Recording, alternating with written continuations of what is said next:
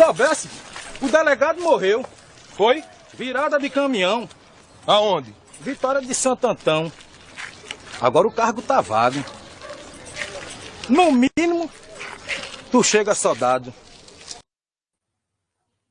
Boa tarde Adriana. Estamos aqui para mais um Projeção. E hoje com um filme que traz uma das figuras mais controversas da nossa história, o Lampião. Para uns um vilão, para outros um salvador.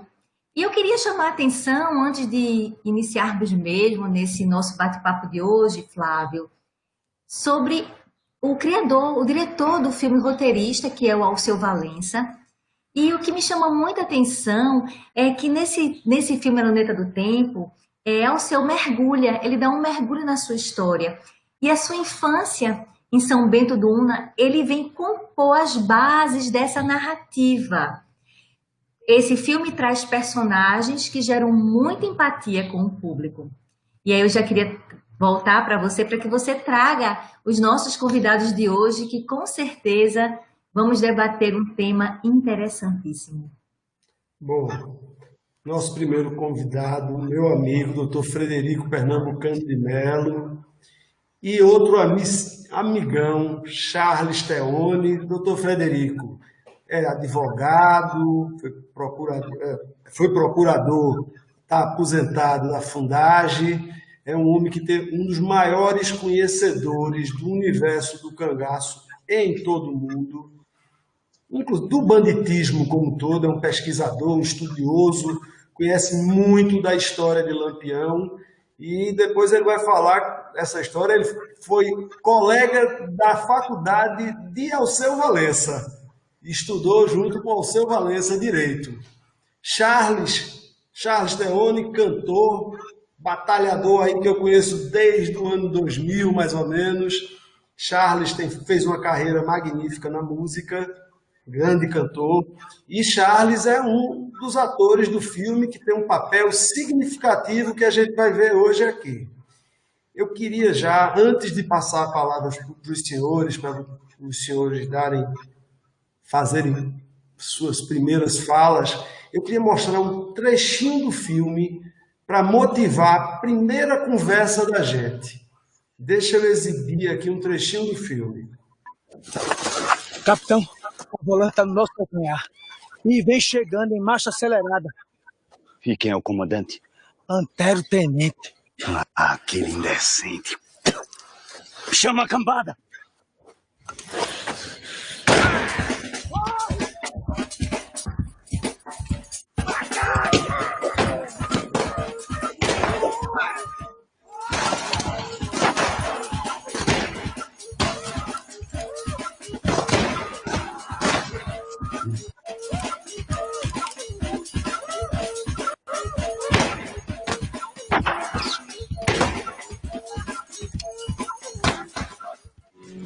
O poder é irmão da polícia, que é prima carnal do Estado e de uma cega chamada Justiça.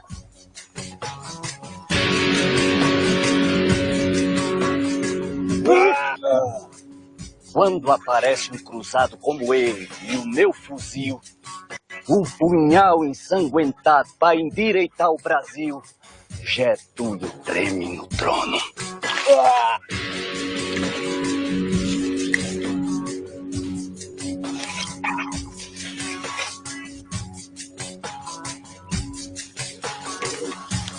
Agamenon no palácio prepara 7 volantes, pensando que vai ser fácil acabar com um descontente que é fruto do abandono. Não vou te sangrar, desgraçado, pra tu contar o interventor que no sertão fui empossado pelo povo e não pelo ditador Getúlio Vargas.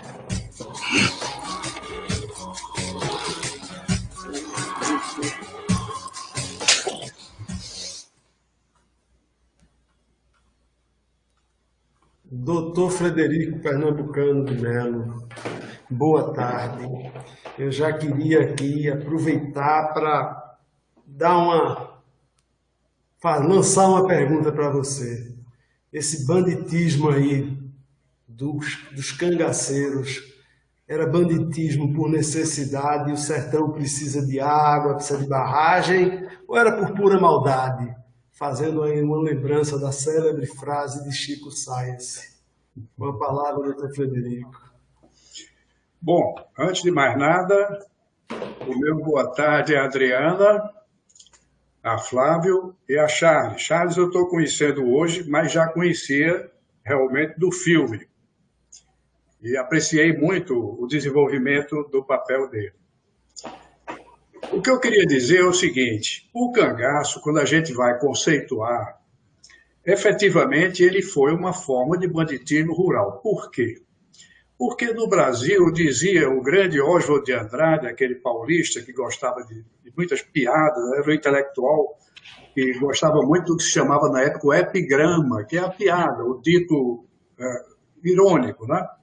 Então ele dizia: no Brasil pode faltar pão, mas não falta lei. Certíssimo. Existe lei para tudo. Existe uma norma jurídica que estabelece até o tamanho do assento da cadeira dos servidores públicos. É incrível, né? Mas, bem, o que eu quero dizer é o seguinte: desde os primórdios da colonização, então, a partir de 1500, mas sobretudo da colonização começa em 1536, o Brasil já tinha uma lei, inclusive uma lei penal, que eram as chamadas ordenações manuelinas, do tempo de Dom Manuel I, conhecido como o Venturoso. Então, essa lei vai acompanhar todo o processo da colonização do Brasil, até quando, entrando no primeiro reinado, com Pedro I, surge o Código Criminal do Império, de 1824. Daí, muitos anos se passam e chegamos, então, ao Código Penal de 1890, já na República, no começo da República.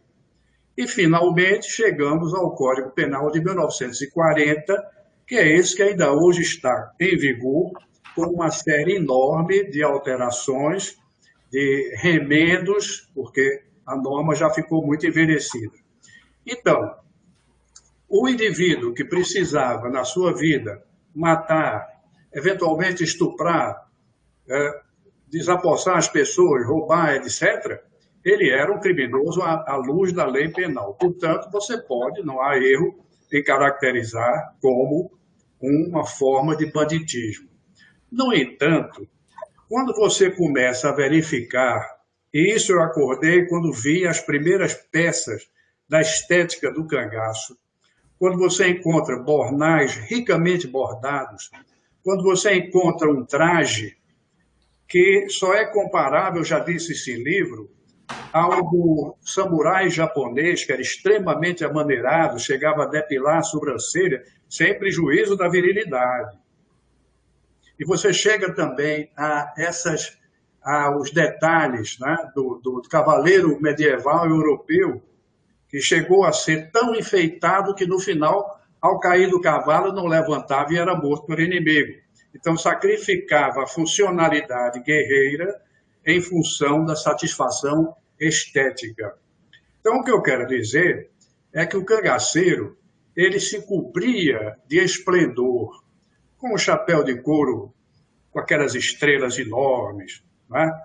O chapéu de Lampião, por exemplo, tinha moedas de 4 centímetros de diâmetro, de ouro puro, 22 quilates, aquele ouro das moedas do Império, como se fosse uma tiara, uma testeira bonita, né?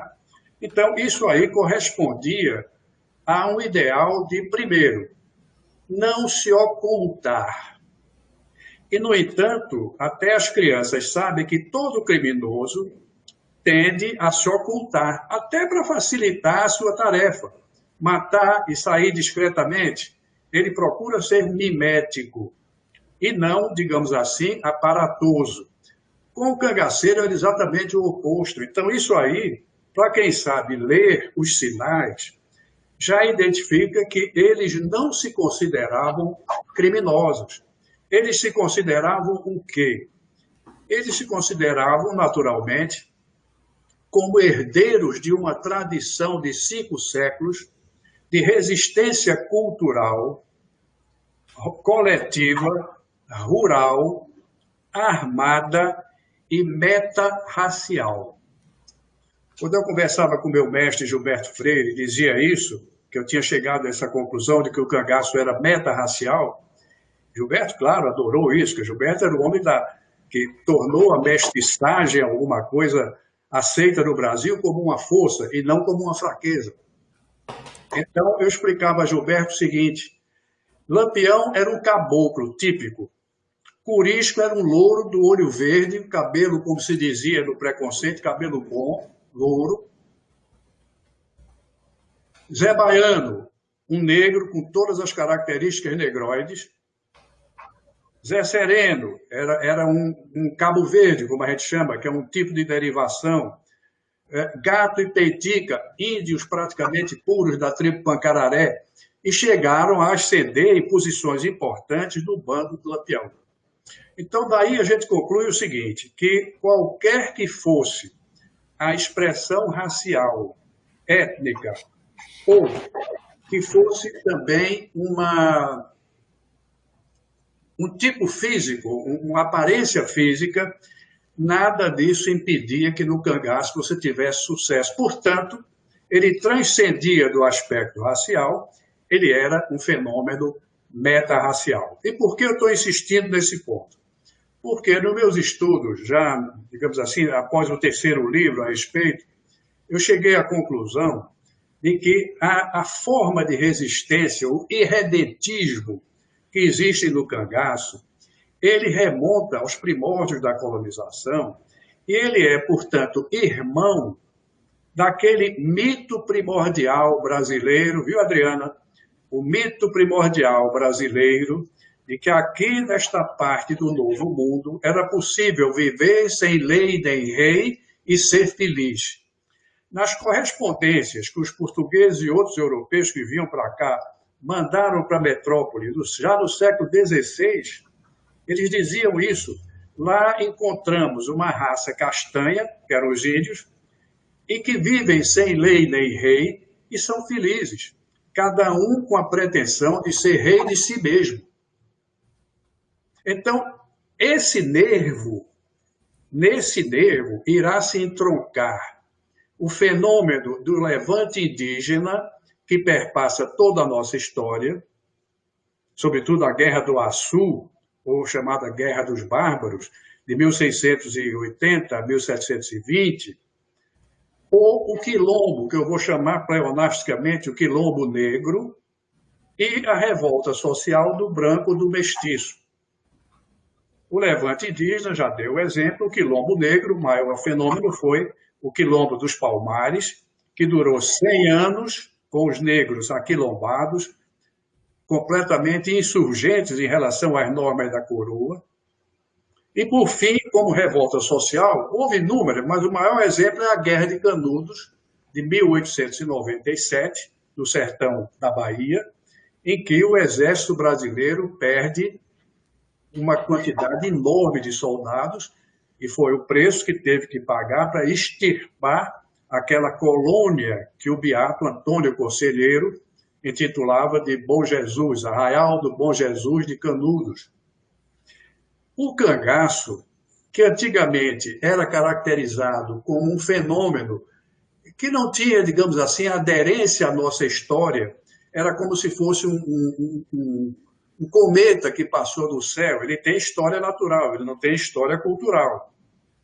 Então, se dizia geralmente isso. Então, houve tempo em que uma façanha de cangaceiro ia para aquela página do jornal em que se registrava o nascimento de um bezerro de 2 cabeças, ou a passagem desse meteoro. Quer dizer, era um fenômeno prodigioso, uma coisa extraordinária que pairava fora da história. Eu, como historiador, talvez uma das pequenas coisas que eu posso me orgulhar é de ter baixado o fenômeno do cangaço e mostrado que ele é irmão do levante indígena, do quilombo negro e da revolta social.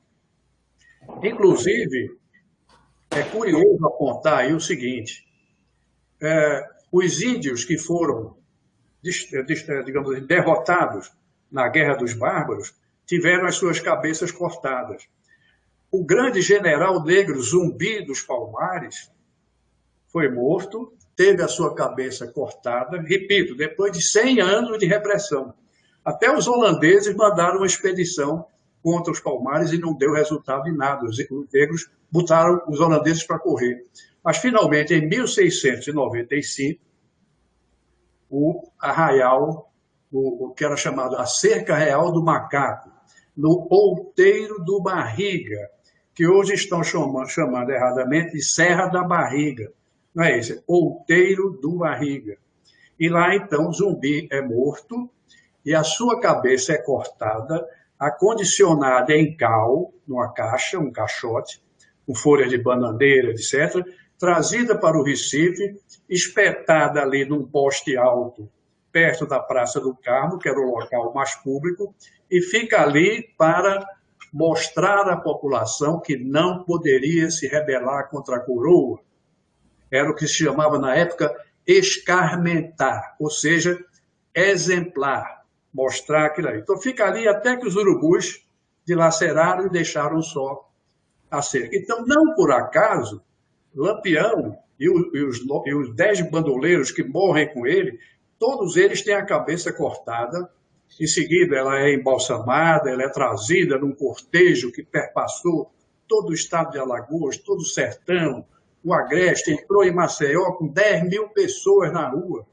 E aí foi a primeira vez que eu ouvi falar de Frederico Pernambucano de Melo. Eu era um jovem e meu amigo Pablo Stahli, o suíço, editou o livro Quem Foi Lampião, e a capa do livro, eu lembro bastante dessa capa, era aquela imagem que todo mundo conhece, das cabeças cortadas, postas, como se fosse uma escadaria de igreja, para que todo mundo soubesse que Lampião tinha sido punido por desafiar a coroa. A coroa não, aí já era a República, aí já era Getúlio. Então, essa foi a primeira lembrança. Eu queria pedir licença a Frederico para a gente exibir outro trecho do filme. Vamos rodando. O mundo dá muitas voltas. Mais de 300 no ano. Marco, a hora e a data. Que eu fico lhe esperando. Macaco! Eu me chamo Deus deles! Macaco!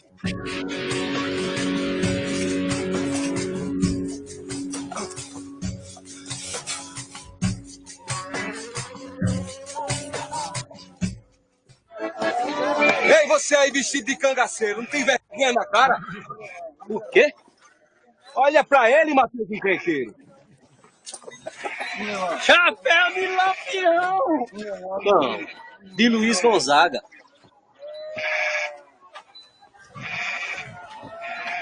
Eu sou filho de Antero Tenente.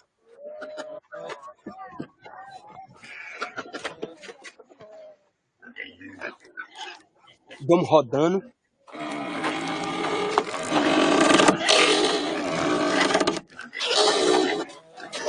Vambora, Antero. Vambora, Antero.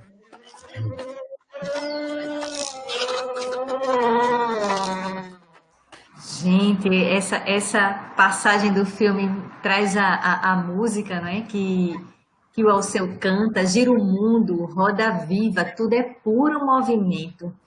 Eu lembro da passagem do filme quando, interessante que um é filho de Antero, o outro é filho de Severo, mas na verdade os dois são filhos de Naguib. E nessa perspectiva, esse cordel se passa entre amor e ódio. Se traz essa ideia de amor e ódio, e o circo, ele traz a ideia central, ele vem como fio condutor de toda a história, trazendo esse movimento, mostrando como o mundo gira.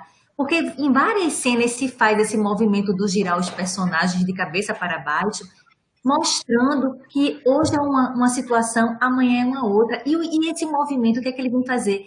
Ele vem expressar a nossa identidade, vem expressar quem são esses personagens, a historicidade de cada um e a subjetividade das pessoas. Porque o que é a vida? A vida é esse movimento, Flávio. A vida é essa construção onde, no momento em que se para, acabou. Findou, é a cabeça cortada. Mas o movimento que traz essa reflexão constante é de que lado eu estou. Inclusive, na época do cangaço, entre 16, 17, 18 anos, mais ou menos isso, Frederico pode me trazer completar isso que eu vou falar. O jovem, ele tinha que escolher para onde ele ia se alistar. Se ele ia se alistar para o bando do cangaço ou se ele ia se alistar para aqueles que iam perseguir os cangaceiros. Charles, como foi ser Severo, Não, filho de Antero. Antero, filho de Antero? Como foi ser esse personagem tão marcante, onde eu consegui ver nos seus olhos aquela raiva, naquele final onde você dá aquela risada de conseguir. Matei o meu rival, mas na verdade matei o meu igual, né?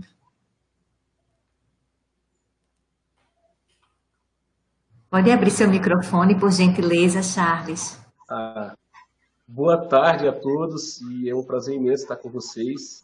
Aprender muito com o Frederico Pernambucano, que é um cara incrível, traz toda essa história que eu nasci no sertão e eu sei que a gente tem toda essa, sabe, esses dois lados, o lado sabe, da polícia e essa coisa também do bandidismo muito forte na caatinga, sabe? Isso é muito forte mesmo nas crianças, as crianças já brincam dessa forma, sabe? E fica muito na nossa essência isso, e o Frederico sabe muito bem disso, pela história que ele tem, né, de conhecimento, desse conteúdo lindo que é o nosso sertão, sobre o cangaço.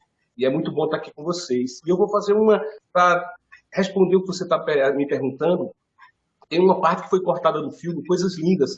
Tanto eu, que era o Antero Filho, cantava, como Severo Brilhante Filho cantava, ambos filhos de Mazola. E era a parte linda, porque o filme é todo em rima, todo em cordel. Uma das coisas encantadoras que o Alceu trouxe. Inclusive, queria também colocar um Lampião mais romântico, mais poético. Eu acho que ele conseguiu, que o Alceu conseguiu enxergar uma coisa mais, sabe, além do brabo e do cara, sabe, terrível, que tem que ser e que foi Lampião, mas ele trouxe também o doce, a doçura do melaço da cana, do homem poético, que olha para as estrelas e se encantam com esse Nordeste maravilhoso, é tanto que ele se apaixona por essa mulher incrível, é a Maria Bonita, né? Aí tem uma parte que era assim: eu nasci com o destino de degolar cangaceiro, meu pai me disse, menino, bote ordem no terreiro, barra o solo nordestino, não deixe um só bandoleiro. Isso aí trazia uma raiva, uma coisa fortíssima. E aí a gente entrava dentro desse personagem, dessa loucura. E Alceu chegava nos olhos da gente e falava, cara, não quero ninguém interpretando, eu quero que vocês sejam realmente o que o cangaço foi e o que cada um era mesmo. Assim, você que veio do sertão, traga. Aí eu comecei a lembrar da feira, sabe? E na feira tem esses caras. Eu nasci, sou muito privilegiado, porque a feira me deu todos esses personagens. Me deu o cinema, me deu a poesia, me deu a música, me deu a miscigenação poética, né, do judeu, do árabe, do mouro, do lado aqui pertinho da gente, do Quilombo dos Palmares. Então, tudo isso que o Frederico falou é um apanhado, sabe, dentro de uma foge que o nordestino tem, sabe, de etnias e miscigenações e de linguagem. Que o cangaço, cara, o cangaço pra gente, tanto pode ser uma coisa muito linda e de heróica, como também pode ser realmente, sabe, algo muito banal, assim, muito louco. Muito bem. Ô Charles, você me contou uma história, e aí eu queria fazer esse link de você com o Frederico. Você me contou uma história que eu não conhecia. E aí eu fui conversar com o Frederico na casa dele, e aí ele veio me contar a mesma coisa. Eu disse, Charles acabou de me contar também, eu não sabia. Que é a história de Alceu e o cangaço. Eu, muito jovem, comecei a frequentar shows de Alceu Valença. Teatro do Parque, Teatro Santa Isabel, Marco Zero do Recife Antigo. Quantos shows eu não fui de Alceu? E Alceu, muitas vezes, Alceu se identificava como capitão, Alceu vestia roupa de cangaceiro. E aí vocês dois me contaram qual é a ligação. Por favor, vocês dois revelem aí para o público qual é a ligação de Alceu com o cangaço. Eu queria dar logo a palavra a doutor Frederico, em ordem de prioridade pela idade, ele é mais velho. Doutor Frederico, o que é que Alceu tem a ver com o cangaço? Eu não Frederico, sei por se eu sou favor, mais velho, não. com certeza o Frederico falou com o Alceu e deve saber de histórias lindas, né? Do pai de Alceu com a morte do grande Lampião. Conte aí, doutor Frederico. Pois é, primeiro eu queria dizer que fui contemporâneo de Alceu, como eu já disse, e não era muito próximo dele, porque a faculdade de Direito, naquela época, a tradicional faculdade, ela tinha muita política, né? A política estudantil, na época, fervilhava, né? E nós éramos de grupos rivais. Mas nos admirávamos reciprocamente, e até depois eu recebi um comentário feito por Alceu sobre um livro meu, falando sobre a seriedade da pesquisa, que me emocionou muito, porque eu não aspiro ao brilho, não aspiro a essas coisas que são banais. Agora, eu defendo a seriedade, a intransigência, né, do dado levantado. Quando Lampião morre em 1938, havia um grupo de estudantes aqui do segundo ano da Faculdade de Direito do Recife. Novamente digo, a tradicional Faculdade de Direito do Recife. Então, esse grupo de segundanistas, como se chamava na época, eles se reúnem, compõem uma comissão, dão a essa comissão o nome de Coronel José Lucena Maranhão, que era o comandante do batalhão de polícia em Alagoas, que tinha, em Santana de Ipanema, ordenado a ida das volantes para a Grota do Angico para eliminar Lampião, e com isso eles compram, digamos assim, a facilidade de acesso até o local da morte de Lampião. Esse grupo de segundanistas elegeu como chefe deles um dos estudantes, chamado Alfredo Pessoa de Lima. Havia também Elísio Cantarelli Caribé, que é um nome que tem muita ressonância do sertão. Havia uma pessoa que depois desenvolveu uma carreira policial muito repressivo, muito duro, um pouco antero-tenente, que era o Vanderkolk de Souza Vanderlei.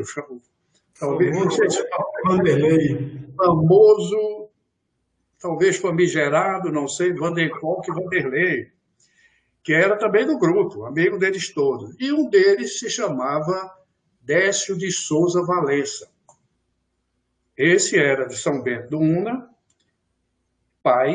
seria o pai do nosso Alceu Valença. Esse grupo vai então a Maceió, de lá embarca para Santana de Ipanema, de Santana direto para Piranhas. Eles estão em Piranhas, vão até a Grota do Angico, devem ter ficado chocados com 11 cadáveres, sem cabeça, mas insepultos. O cheiro devia ser, né, nauseabundo, como se dizia antigamente. E aquilo é uma impressão que o sujeito, até o último dia de vida, ele vai se lembrar disso. As cabeças cortadas, já esverdeando, já começando a entrar em putrefação. E para culminar, no dia 3 de agosto, Lampião morre no dia 28 de julho, no dia 3 de agosto, o grupo de estudantes de Direito está em Piranhas, quando chega um burro com um velhinho, um vaqueiro velho, chamado João Crispim de Moraes, com 2 caçoar grandes. E se notava que no caçoar, de pano branco, estava uma quantidade enorme de sangue. Ele, então, procura o prefeito, que era Correinha, diz: eu queria falar com o coronel Correinha, que eu estou trazendo aqui uma encomenda que foi mandada por Curisco. Curisco estava na fazenda Lagoa dos Patos, ontem, cortou essas 6 cabeças como vingança pelo que aconteceu no Angico, inclusive 2 cabeças de mulher, a mulher do vaqueiro Domingos Ventura e uma filha dela, nova, adolescente, e mandou, então, um bilhete que está não vou repetir o bilhete, nesse meu último livro, chamado apagando o Lampião, vida e morte do rei do cangaço. Então, o vaqueiro impressionou aos estudantes, inclusive ao Décio Valença, porque mesmo cercado pela imprensa do Brasil todo, que estava nesse momento em Piranhas, e pela polícia, digamos assim, do mundo todo que estava ali, depois daquele episódio, para evitar uma vingança, um novo ataque ou qualquer coisa, mas mesmo assim, eles observam que o vaqueiro tremia. Tamanho era o pânico dele, estava em verdadeiro estado de choque. Né? Então, isso eu fico imaginando, se eu faço empatia, que calço alpercata de Décio Valença, em Piranhas, para sentir o que ele sentiu naquele momento. Né? Inclusive, porque ele tinha, de Santana de Ipanema para Piranhas, ele tinha passado em certos locais, no Canapi, no Inhapi, na Maravilha, tinha passado em locais ali que com isso poderia ter atacado. Então, vocês imaginam o que o Décio Valença passou a vida inteira contando aos filhos, e especialmente a Alceu. De maneira que não me estranha que Alceu use periodicamente, usava mais no passado, depois era Maurício Nassau, uma ocasião, depois era um cangaceiro e tudo. Ele tem uma marca muito forte do cangaço, vinda do seu pai, Décio de Souza Valença. E aí, Adriana, o que é que acontece com a cabeça de um menino que ouve histórias tão fortes, tão marcantes? Veja que quer um mundo melhor, cuide bem das nossas crianças. O que a gente vive na nossa infância, a gente vai levar para a nossa historicidade. Inclusive, as pessoas, quando trazem as suas ansiedades, suas depressões, que você vai fazendo uma anamnese com aquele paciente, conversando um pouco, conhecendo um pouco da história, você vai perceber o link com a história de vida. Não é à toa que a gente fala, não é? No filme se cita muito São Bento do Una, lugar onde Alceu nasceu. Não é à toa que o lugar que ele nasceu serve como base para dirigir essa história. E com certeza, como o Frederico colocou, o quanto que ele escutou, não é? Do que o seu pai contava, porque a nossa história, ela traz o nosso componente genético, mas traz a questão cultural e traz o ambiente que a gente está inserido, o que a gente vê, o que a gente escuta sobre esse ambiente, que vem compor os nossos gostos, as nossas buscas lá na frente, parte do nosso trabalho, as nossas identificações, na verdade. Então, Flávio, com certeza, tudo que o Alceu foi escutando do seu pai, ele pode trazer, sim, e a gente vê muito disso na luneta do tempo. Inclusive, aquela cena da luneta, eu gosto muito, quando o Lampião, ele traz uma ideia de que Deus é tudo. Ele fala de amor. Naquela cena ele fala de amor. Né? Ele mostra ali o amor a Maria Bonita, e inclusive uma coisa que eu depois queria saber do Frederico, as mulheres no cangaço, antes do Lampião, o cangaço de antes não existia mulheres, e passa a existir mulheres talvez por esse amor a Maria Bonita, mas as mulheres não podiam estar muito presentes por conta do nascimento, por conta dos tabus, né? O nascimento dos filhos, o que é que ia se fazer com essas crianças. Inclusive, quando morria um cangaceiro, a viúva tinha que encontrar um outro parceiro, e às vezes esse parceiro não existia, e por vez se precisou dar fim a algumas mulheres dentro do próprio cangaço, o cangaço de Lampião. Nas leituras, eu percebi fatos assim, históricos assim.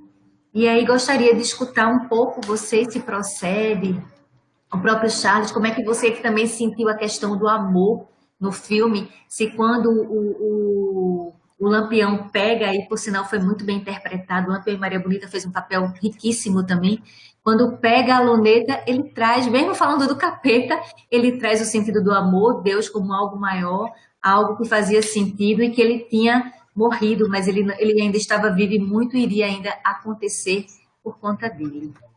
Desculpa. Charles, eu não me toquei agora. deixa só eu passar aqui. Eu também tá com o microfone fechado, Charles. Para falar do amor de Lampião e Maria Bonita, eu vou passar aqui um trechinho de novo do filme.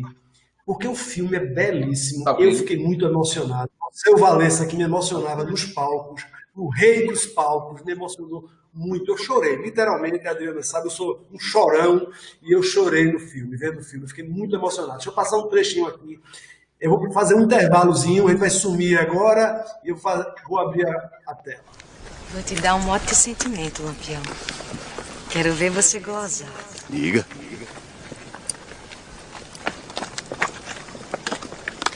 Não te deixo um só momento. Tira o verso. Posso começar?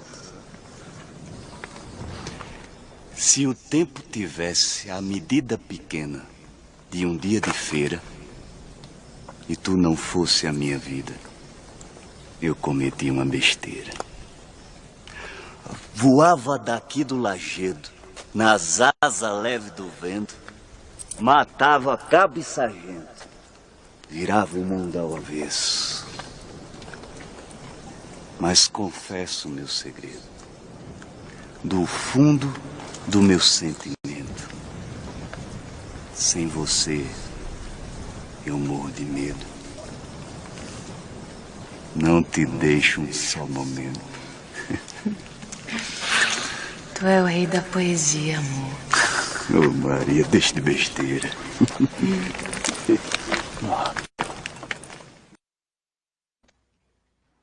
Ela deu muito suporte afetivo e emocional para o Lampião, não é isso, Charles? Olha, como eu estava falando, assim, o Alceu ele conseguiu enxergar na licença poética da literatura do cordel, trazer um Lampião romântico, boêmio, um Lampião que também traz a sua poesia e uma forma de enxergar também, além da sua brabeza, do seu lado gato do mato, também um homem poético, né? E tinha essa leveza da poesia. Então, dentro dessa transformação poética da literatura do cordel, o Irandi e a Hermila, cara, sabe, se transformaram num encontro lindo ali, sabe, os dois interpretando Maria Bonita e Lampião, e é realmente assim, incrível. E como o Alceu bebeu e como o Alceu tem esse espelho nele, eu quando convivendo com ele, enxergando dentro do trabalho, já antes como amigo e também dentro do filme, você vê que tá enraizado, sabe? O reflexo de Alceu diretamente nesse espelho sertão nordeste cangaço, quando ele se veste como o europeu, como ele se veste como o próprio capitão. Ele traz isso da infância, sabe? Está enraizado nele. E apesar de toda essa brabeza que ele também tem, Alceu tem essa coisa e ao mesmo tempo esse cara doce, sabe? E ácido ao mesmo, sabe? Tem essa coisa concreta, ácida e de areia, de barro rachado na sua poesia, e ele conseguiu trazer para esses personagens, Lampião e Maria Bonita, esse lado romântico que Irandi arrebenta com Hermila, sabe? É lindo demais quando ele joga as flores, elas ficam ali, e traz essa coisa até de espírita, né? De renascimento, porque essa é a liberdade poética da literatura do cordel. Você renasce, morre, renasce. E é lindo isso, cara. Isso é incrível. Alceu realmente fantástico, capitão. Asa branca é o galo morto nato, simboliza a minha ressurreição. Novamente sinto ar em meu pulmão e os sangues correndo em minhas veias. Doutor Frederico, Alceu rebobinou o filme, ressuscitou Lampião. Lampião foi ressuscitado só por Alceu no filme ou Lampião está vivo no imaginário desse povo nordestino? Como é isso, hein? Como o Charles já nos disse, né? Lampião, a primeira coisa a assinalar é o seguinte, isso interessa a Adriana. Ele deveria ser uma pessoa de um carisma extraordinário, porque ele foi, na verdade, como todo grande homem que passou para a história, um grande sedutor, digamos assim, de homens, de mulheres, de meninos, né? Sedutor no sentido do carisma, né? Porque eu conversei várias vezes com mais de uma dezena de ex-cangaceiros E um deles ficou muito amigo meu, vinha aqui para minha casa, no Recife, tudo, que era o Candeeiro. O Candeeiro era da guarda pessoal de Lampião, atuava bem junto com ele.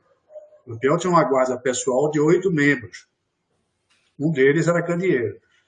Então ele dizia, eu digo, Candeeiro, você pensava no dia de amanhã?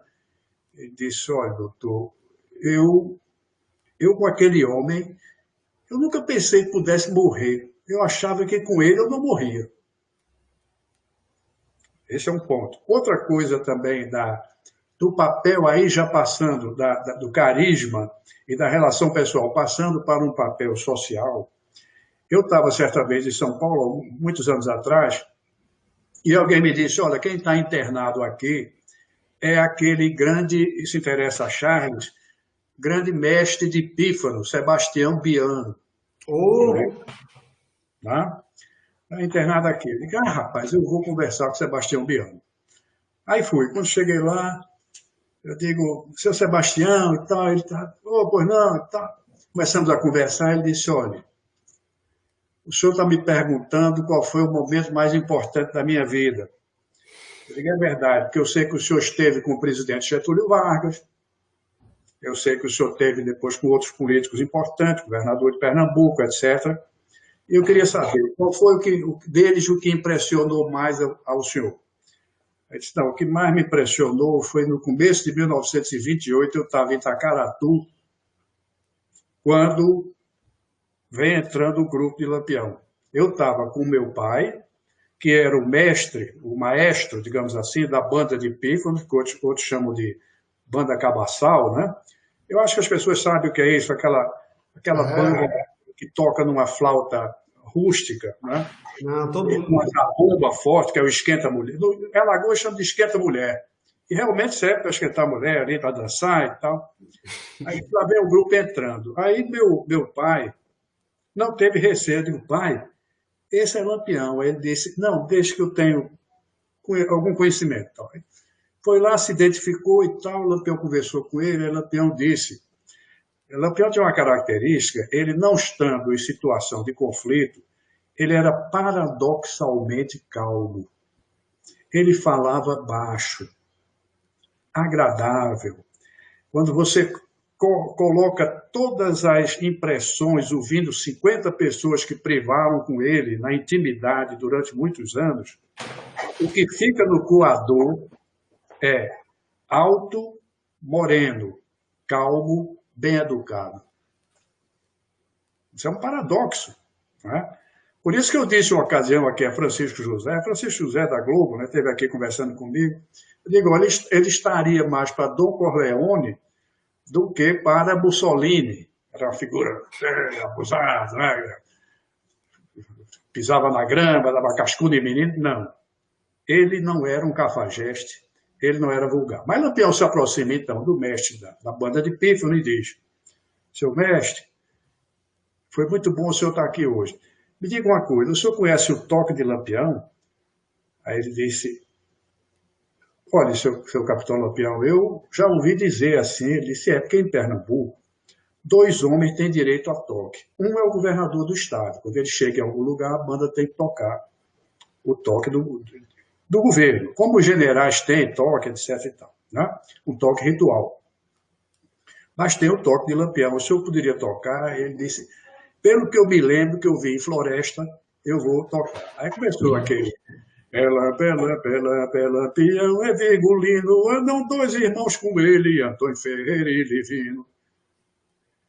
E essa música era a toada de Lampião, outros chamam de a polca de Lampião, e essa daí era realmente... Assis Ferreira, quando publicou o primeiro livro dele, em 1927, chamado Catimbó, ele colocou essa música, que ele diz, os tangerinos cantavam na estrada a toada guerreira de Lampião.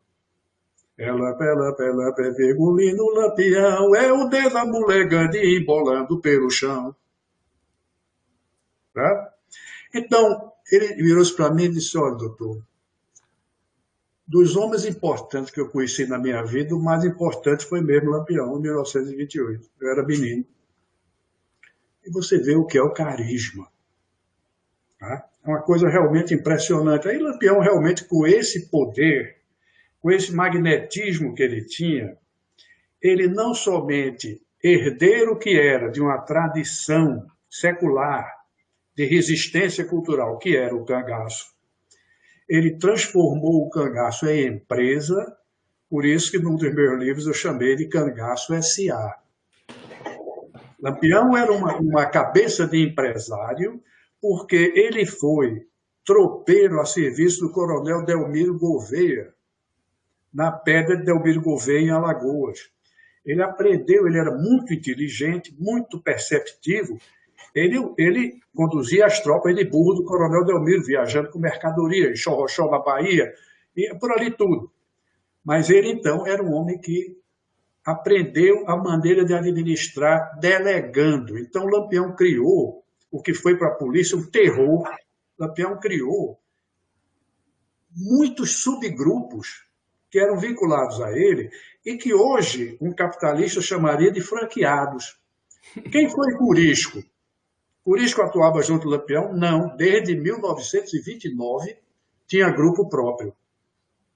Mas devia homenagem a Lampião e orientação a Lampião, como o franqueado recebe do franqueador. Então, quando Lampião morre, vejam bem, para não pegar no amassar vocês com essa conversa boa. Aliás, eu pedi a você para tirar esse doutor, essa coisa está parecendo que ele está no cartório, numa repartição.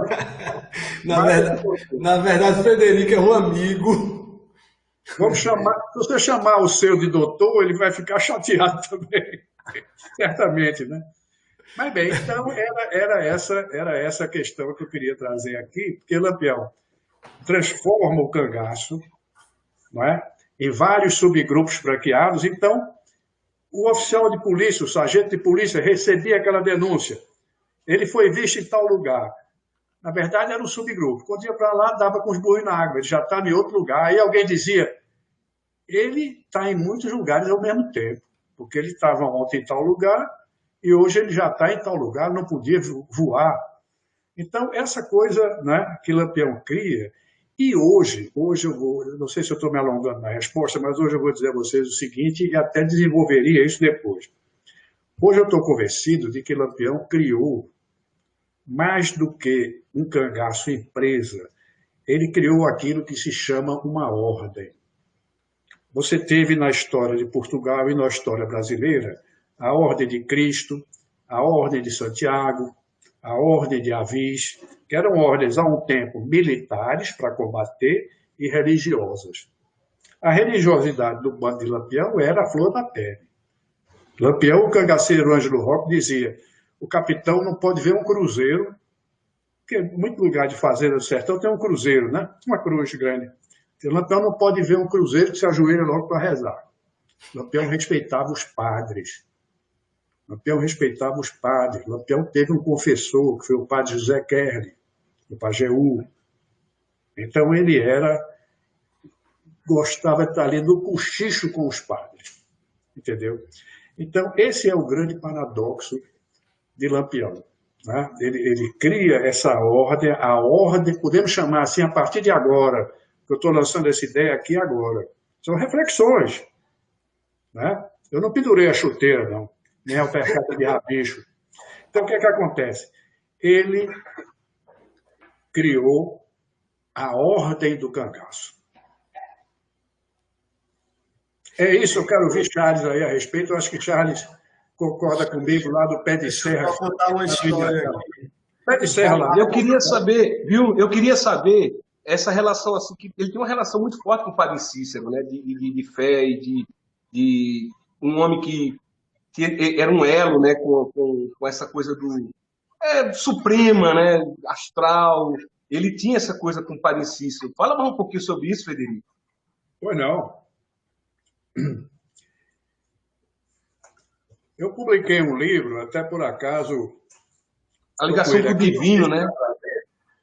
O Benjamin Abraão, Entre Anjos e Cangaceiros. Eu trouxe esse livro aqui porque quando se fala em cinema e cangaço, eu gosto sempre de mostrar um precursor. O precursor foi Benjamin Abraão, cujo nome completo era em árabe, Benjamin Ibrahim Khalil Bhutto. nascido na Palestina, em Betlém, na Terra Santa, em 1901, vindo para o Brasil em 1915 para fugir do alistamento, porque na época a Palestina era dominada pelo Império Otomano, que eram os turcos, né? E eles estavam lutando na Primeira Guerra Mundial ao lado dos alemães. Então estava alistando a dentro de cachorro todo mundo ali para jogar na guerra ao lado dos alemães. Então, o Benjamin Abraão chega ao Recife em 1915, anda por vários lugares, inclusive pela terra de Alceu, segundo conta Ivete Moraes Sintra, que é parente ainda de Alceu, da terra de Alceu, né? Ele andava por ali até um dia em que viu em Rio Branco, que hoje é Arco Verde, viam rumeiros que iam para o Juazeiro. Ele, então, junta-se com esse povo, chega do Juazeiro, e ele tinha um tipo diferente, eu mostrei aqui no livro. Ele era meio alourado e tal, e os beatos eram os que estavam lá para receber a bênção no Juazeiro, quase sempre caboclos, né? Morenos e tal. Aí o padre Cícero desconfia, diz, chama a beata mocinha e diz, mocinha, quem é aquele rapaz? Aí ela disse, olha, ele já se apresentou a mim e pediu que eu dissesse ao senhor que ele é da terra de Jesus Cristo, ele é de Belém, na Terra Santa, Betlém, na Terra Santa. Então o padre Cícero disse, chame ele. Aí foi conversar com ele, confessou, ficou encantado, né? O senhor é conterrâneo de Jesus, sou conterrâneo de Jesus, nasci em Betlém, Terra Santa. Aí, imediatamente, o padre Cícero faz dele secretário particular, passa a ser o braço informal do padre Cícero, como o padre Cícero tinha o braço formal, que chegou a ser deputado federal, Floro Bartolomeu da Costa. Eram os dois homens fortes do padre Cícero. E, bom, em razão disso, em 1926, para combater a coluna Prestes, que atravessava o sertão, era um movimento de oficiais do Exército rebelados, e o Exército regular, legalista, não combatia bem, porque eram camaradas de armas. Eles, então, o governo federal alista toda a jagunçada e a cangaceirada dos coronéis do sertão. Manda para o Juazeiro 1.300 fuzis Mauser 908, calibre 7mm, que eu tenho aqui comigo, é uma arma soberba de guerra, compreendeu? E Lampião recebe a patente de capitão, viaja perseguindo a coluna Prestes até o Rio São Francisco. Quando chega no que à época se chamava Belém de Cambrobó, hoje é Belém de São Francisco, manda um telegrama para o padre Cícero pedindo mais dinheiro e perguntando se devia entrar na Bahia. O padre diz que não. Então ele volta e vai receber a segunda parcela do dinheiro que tinha sido prometido. Orgulhosíssimo da patente de capitão, daí para frente ele sempre se assinou Capitão Lampião, e ao morrer 13 anos depois, são retiradas do bornal dele as duas platinas com as estrelas de capitão. Ele levou até a hora da morte, tinha orgulho danado daquilo. Mas aquilo não funcionou. E ele ficou revoltado com o padre Cícero e rompeu com o padre, de tal maneira que ele jamais divulgou isso, porque para qualquer pessoa alegar que estava rompido com o padre Cícero no sertão, ele passaria a ser perseguido, ele deixaria de ser aceito. Então ele omitiu a informação, mas a mágoa dele foi muito grande, porque o padre não correspondeu. O deputado federal Floro Bartolomeu morreu no Rio de Janeiro, e o padre ficou com aquele rabo de foguete para resolver, e não conseguia resolver, faltou dinheiro para tudo. E Lampião se revoltou com isso, de tal maneira que eu passei uma semana pesquisando no Instituto Histórico de Maceió, Alagoas, as orações de Lampião, que estão algumas reproduzidas no meu livro sobre a estética do cangaço. Tá? Então, nada foi encontrado naqueles utensílios, naquelas orações fortes que Lampião levava, e a gente sabe que no sertão primitivo não era preciso você rezar, bastava você levar num saquinho de couro fino, né, pelica, né, no pescoço, por debaixo de toda a vestimenta, o chamado Charles de Foucault, caboge.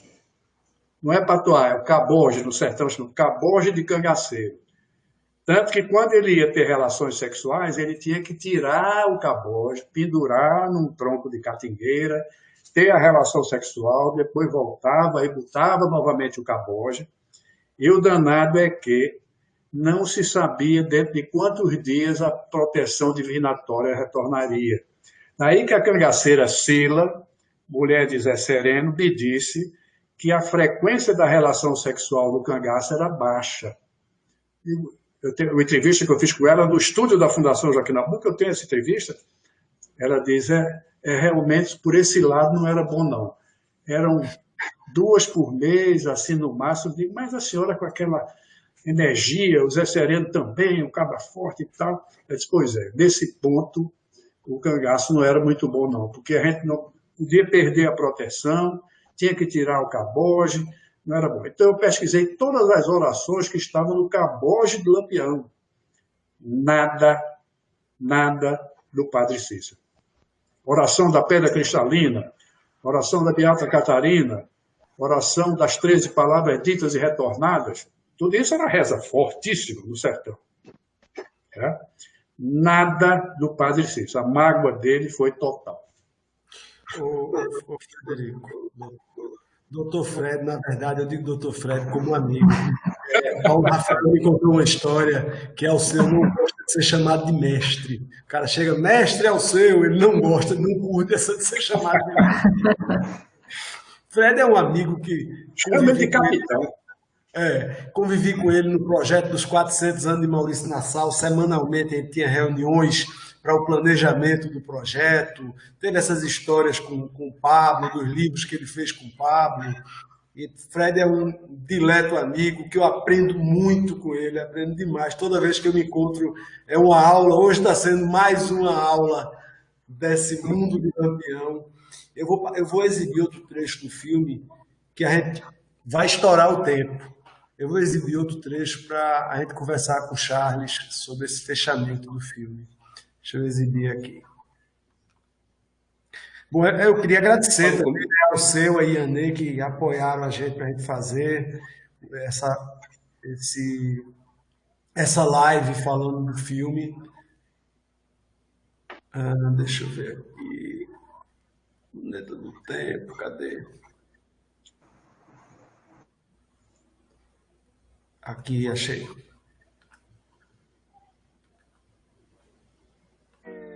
Logo mais, o Cirque Teatro Najib Mazola apresenta um maravilhoso espetáculo com trapezistas, animais aleatórios, anões, palhaços e mágicos. E ainda a peça Morte e Vida no Cangaço.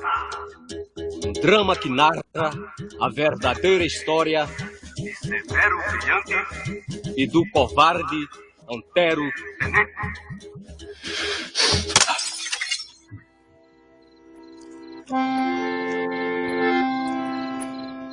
Seu Najib, é verdade que o senhor conheceu Severo Brilhante e Antero Tenente? Seu Najib, mas eu tô esquecido que nem se lembra que a gente se apresentou em Arco Verde na semana passada. É muita estrada. É muita estrada. Onde é que tu vais, senhora estrada? Companheira fiel do meu destino e do tempo que corre em disparado sob ti, teu solo agrestino. Naquela época, chovia mulher sobre a gente. Eita, te lascar de bom! Seu Najib, eu soube que o senhor era danado e conquistador. Um sujeito bonito e pra lá de galante. Deve ter deixado um bocado difícil espalhado por esse sertão sofredor.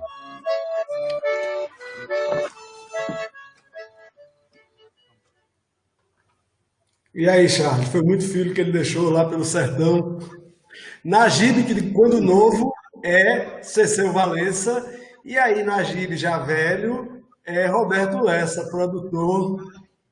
Aliás, esse filme, Charles, esse filme tem Tito Livio, se foi Tito Livio, Edwin, que se foi, e tem Jones Melo, 3 amigos que, infelizmente, já partiram para encontrar Lampião lá em cima. Vai ver que eles estão naquela pedra lá. Tinha filho Rapaz, mesmo? Pode falar, desculpa. Tinha tinha muito filho mesmo, Najib. Ó, no sertão não existe muitas histórias de Magírio, viu? Najib Mazola deve ter feito. São muitos Najib Mazola nesse sertão sofredor. E é o seu que trouxe muito bem sabe, ele queria trazer justamente esse folclore, essa coisa que acontece no sertão, sabe? E é muito bacana porque você vê você ser o jovem, né, que interpretou bonito, interpretou bem, e depois todo mundo pega a segunda parte do filme já com Roberto Lessa, e as pessoas ainda não sabem se eu sou filho do Mazola, realmente, eu sou filho de Antero Tenente, se o cara que eu tenho o maior ódio do mundo, que é o Severo Brilhante, se ele é filho, né? E aí é muito bacana essa trama, sabe? Que acontece muito no sertão, Flávio. Isso aqui, cidades pequenas, assim, porra, pelo amor de Deus, cara, isso é uma coisa muito típica. E vou te falar mais, essa história que a gente pega do cangaço, foi ontem, cara. Foi muito ontem, porque quando eu nasci aqui em Inajá, eu nasci na década de 70, né, meada de 70. A minha cidade ainda não tinha eletrificação rural. Então, os contos, o que a gente tinha era parece que o Lampião estava vivo. Ainda em 1970, 1980, parece que o cara ainda existia, sabe, velho?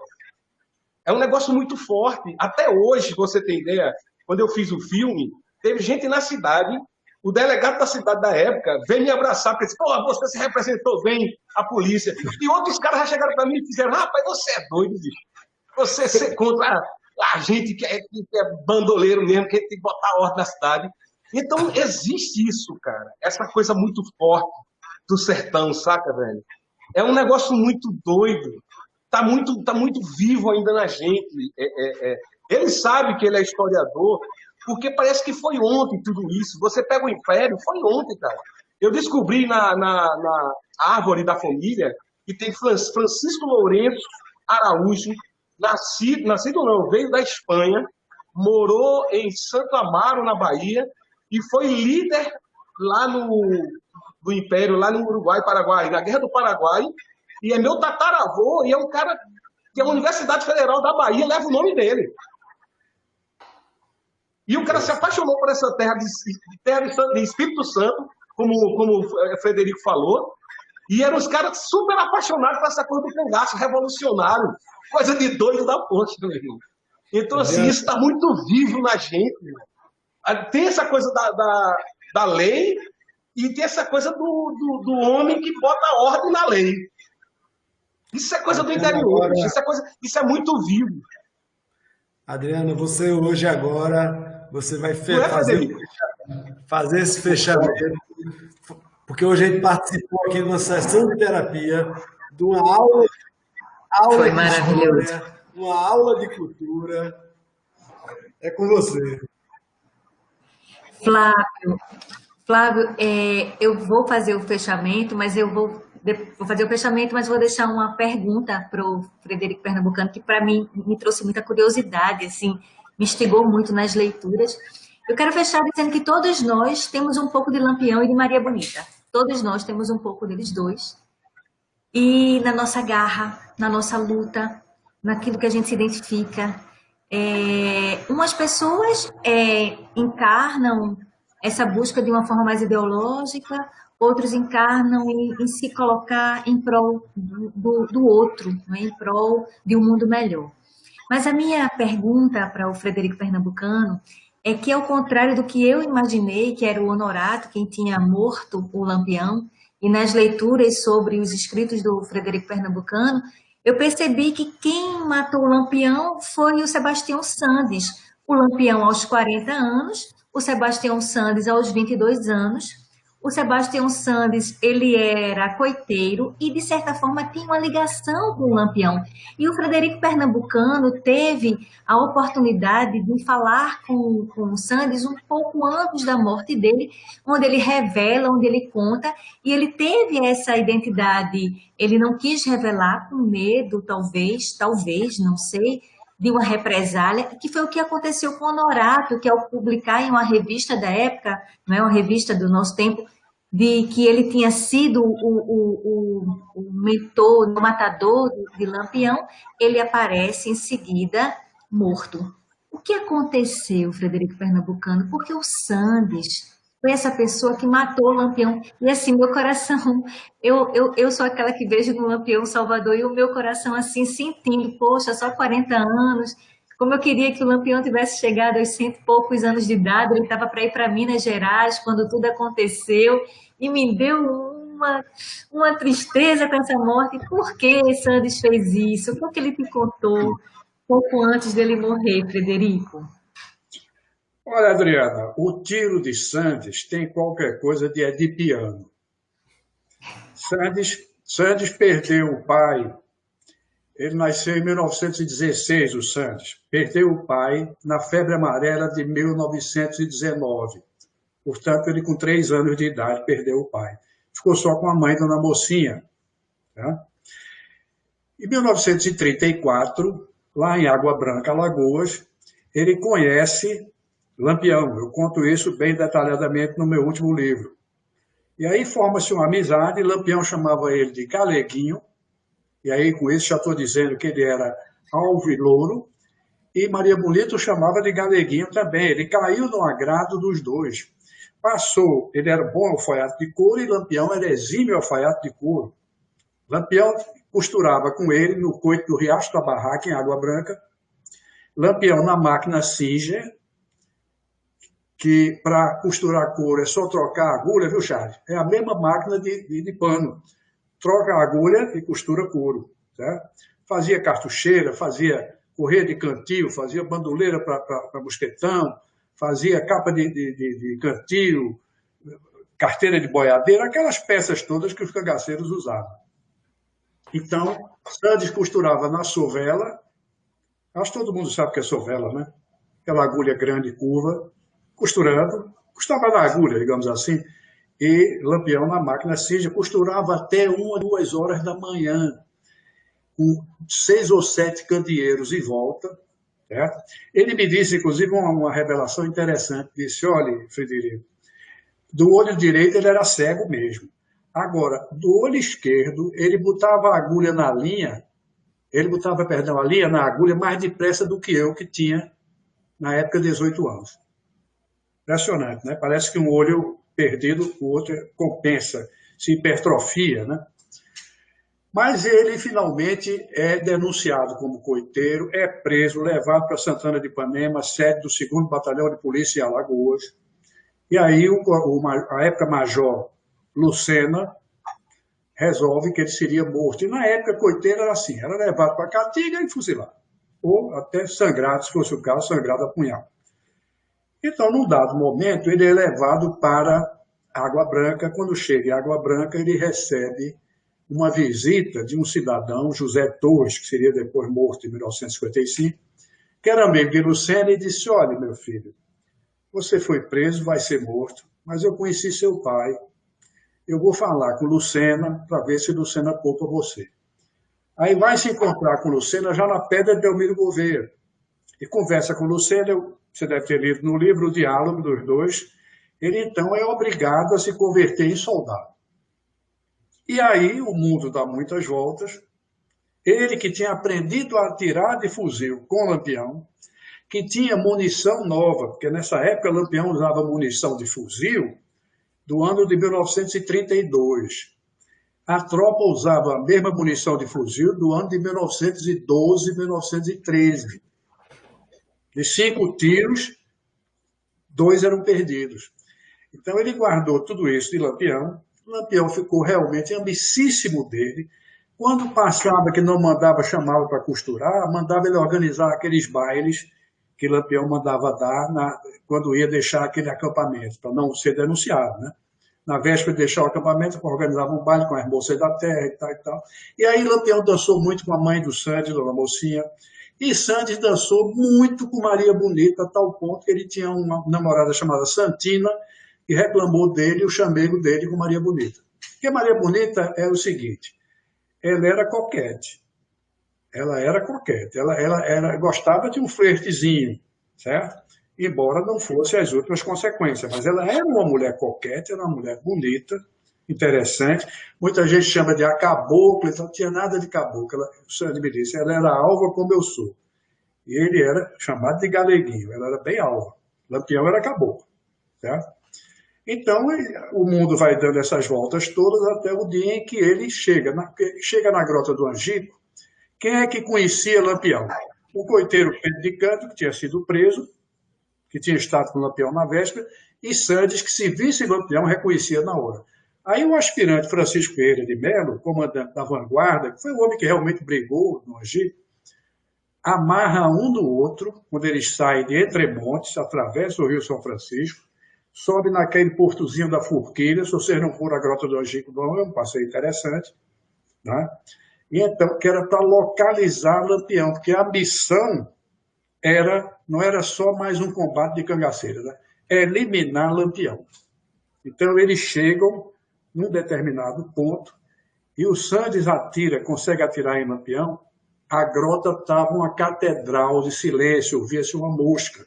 5 horas da manhã, chovendo fino, né?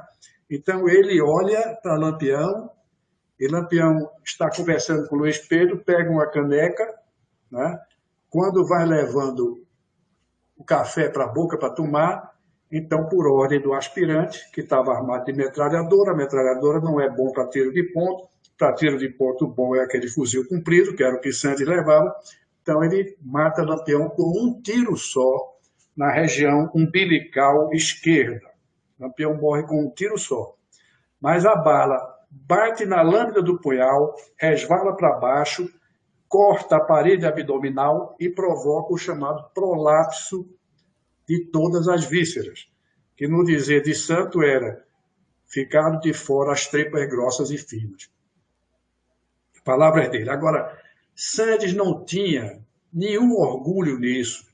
Sandes depois para mim, durante 3 a 4 dias, eu gravando, eu tenho tudo gravado, aliás, ele não riu uma vez.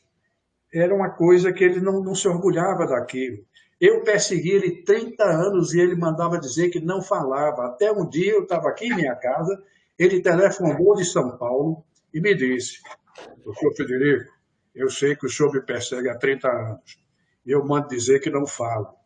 Mas eu estou com um diagnóstico, com um aneurisma inoperável. Não disse ainda a minha mulher Lourdes, mas eu estou condenado à morte nos próximos dias. Então eu vou agora pegar um avião aqui de São Paulo para Paulo Afonso, pela BRA, tinha esse avião na época, e lá eu vou saltar e vou de carro para Pedra de Almir Gouveia para me despedir dos parentes. Se o senhor quiser falar comigo, vá lá, porque então eu vou contar ao senhor certos segredos que eu não desejo carregar para o túmulo. Isso é muito do sertanejo. O sujeito que matou Delmiro Gouveia, o Zé Gomes de Lima e Sá, que era lá de Jatobá de Tacaratu, ele fugiu e foi-se embora para Goiás, num lugar chamado Lusiânia, ficou lá. Pouco antes de morrer, ele chamou um padre e um promotor de justiça e revelou, eu não sou Rafael Pereira, eu sou José Gomes de Lima e Sá, responsável pela morte de Delmiro Gouveia. Então era muito do sertanejo isso, de não morrer com aquele fato. Ele queria destampar, revelar.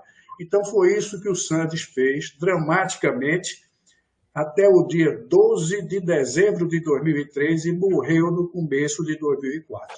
E não se beneficiou em nada do que ele contou, nem fama, nem nada, e quase que ele desejava mesmo que eu só revelasse isso depois que ele tivesse morrido.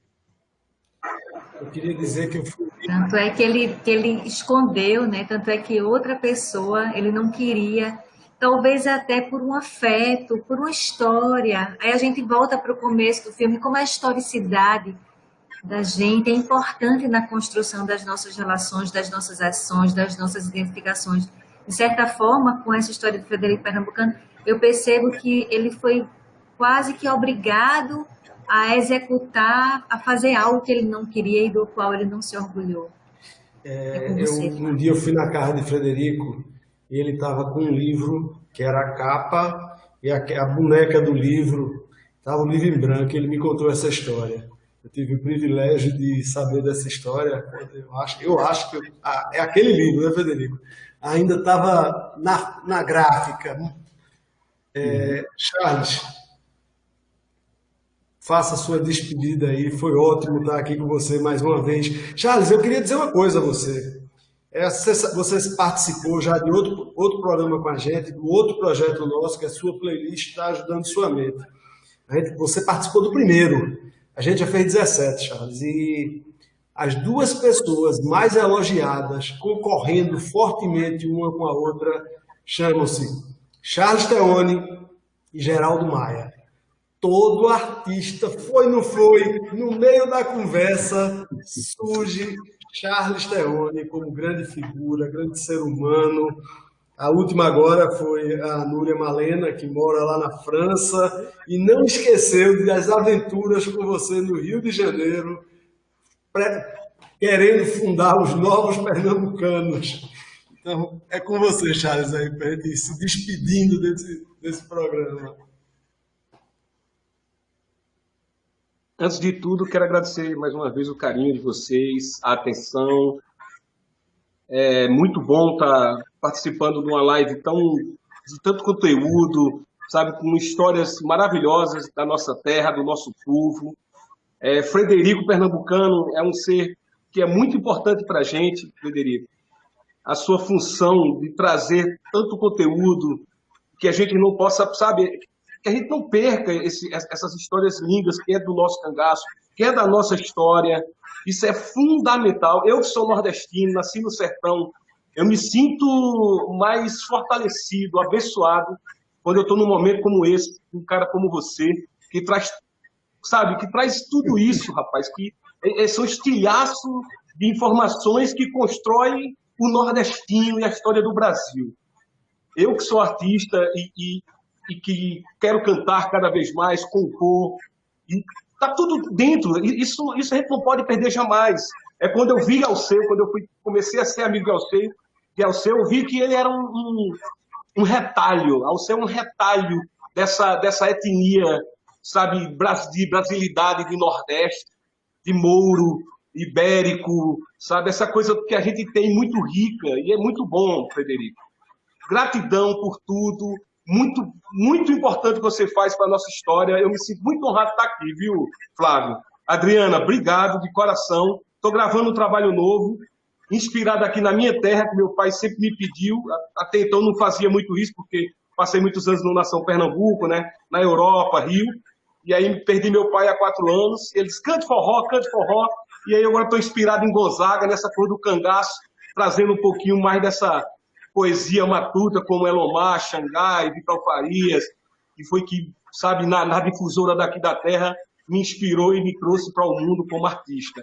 É isso, muito obrigado, beijo no coração, cheiro na alma, espero estar com vocês sempre, e viva essa história linda do cangaço. Eu sou devoto de São Francisco de Assis, de Padim Cícero do Juazeiro e de Frei Damião. Muito bem. Frederico, sua despedida aí nesse momento nosso. O que é que achou do programa? Ótimo. Não por quem falou, mas sobretudo pelas orientações dadas por você, por Adriana e pelo Charles. Eu já estou pensando em contar com o Charles, porque está no meu projeto para pós-pandemia criarmos um CD, ou não sei como é que seria agora, com o cancioneiro real do cangaço. Essa pesquisa eu já fiz, está pronta. Parte de Cabeleira, passa por Jesuíno Brilhante, que tinha a Corujinha e tal, até chegar a Curisco. E ele tem uma voz muito boa, o Charles, e tem o ethos nordestino visceral. Isso é que eu preciso, não quero nenhum forasteiro se metendo nessa história, não. E o mais é mandar um abraço para o seu e dizer a ele que ele é o ilustre sucessor, não é só o grande cantor, é o ilustre sucessor do malogrado, como se dizia, Benjamin Abraão, que filmou o Lampião, e Aécio agora, né, conseguiu resgatar esse grande projeto. A todos, então, meus cumprimentos e felicidades. Adriana, faça seu fechamento aí. Eu quero agradecer, né, por esse momento tão mágico. Me sinto tão orgulhosa das minhas raízes, me sinto tão feliz de estar, como eu tinha nos bastidores, antes de entrarmos na live, eu estava conversando com o Frederico, dizendo que o nosso objetivo foi trazer esperança para as pessoas. As nossas lives que começaram com a pandemia foi mostrar o quanto a cultura, a literatura, a arte pode fazer diferença na vida de todo mundo. E o que a gente espera é isso, que mais esse encontro de hoje faça diferença. Agradecer a todas as pessoas que nos acompanharam e que ainda irão nos acompanhar e falar do quanto grata e honrada eu me sinto por esse momento de hoje.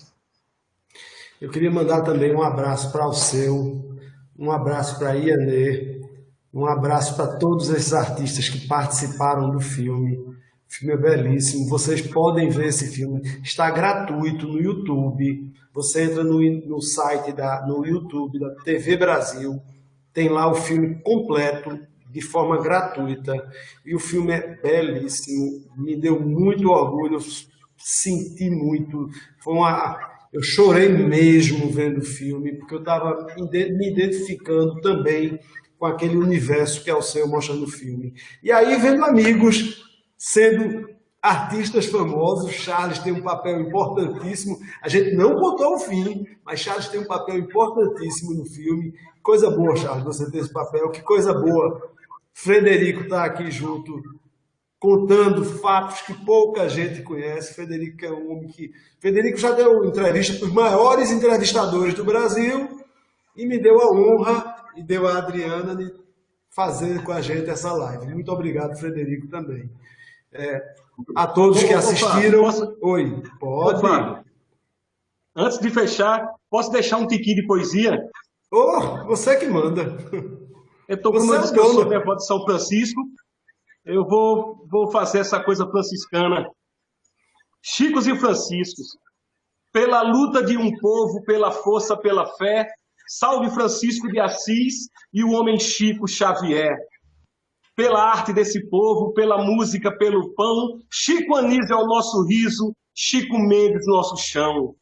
Eles plantaram a esperança, mostraram a vida como é. Todo homem é uma criança e tem que ser o que se é. Chico Buarque a canção, Chico César o catolé, Chico Sainz nosso mangue, Chica da Silva a mulher.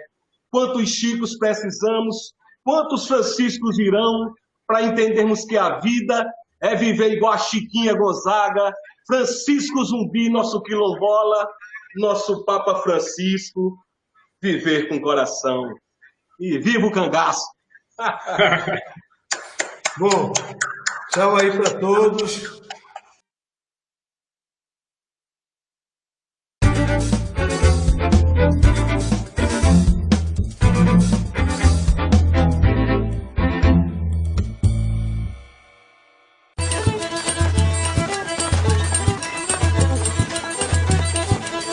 Com ele não tem valente, indivíduo deletera, como é o seu nome? Antero, filho de Antero. Ai, como é o seu nome? Antero,